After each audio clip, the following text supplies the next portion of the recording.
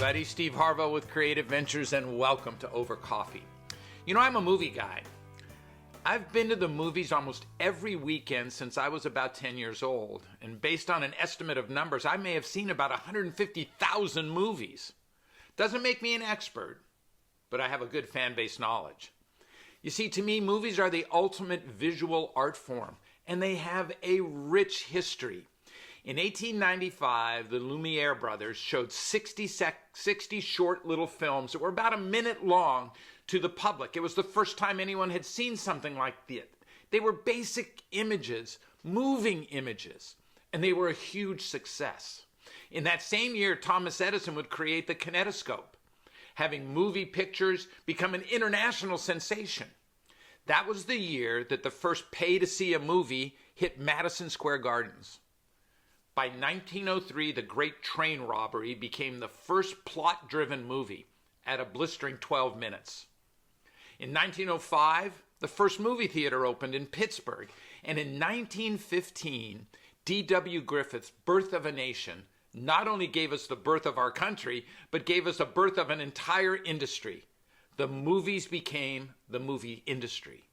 And by the 1920s, Hollywood had become the epicenter. In 1927, we had The Jazz Singer, the first talkie. Well, it was kind of a talkie. In 1930, the floodgates opened, and by 1932, we had color.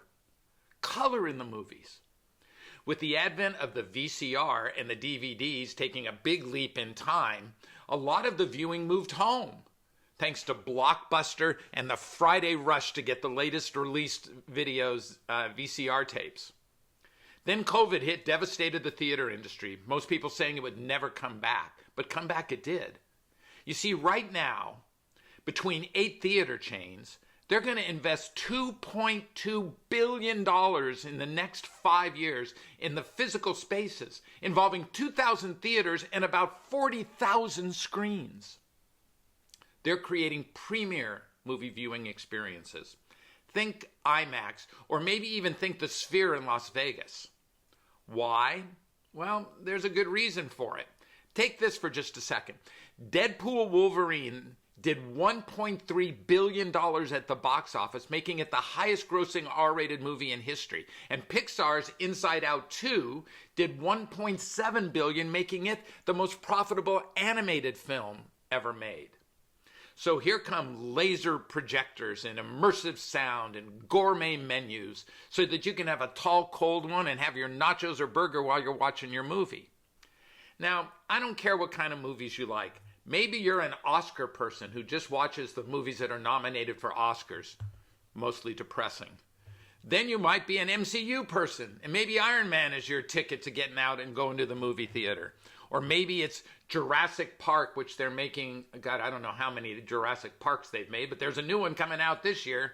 It's got Scarlett Johansson in it. Or maybe you're a Tom Hanks person, just looking to get back into watching some of the great films, including Castaway. So it doesn't really matter what you like. It's just the fact that movies give you this break from reality, this wonderful time to be shared with other people in the dark. So grab your car keys and head out to the movies. Now this weekend, I think Laura and I will be seeing The Amateur, though we have to figure out how to squeeze it in between the televised rounds of the Masters, but we'll figure something out.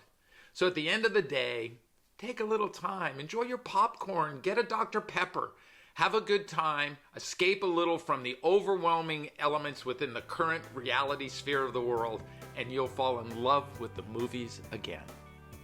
Thank you so much. I'll look forward to seeing you next month on Over Coffee.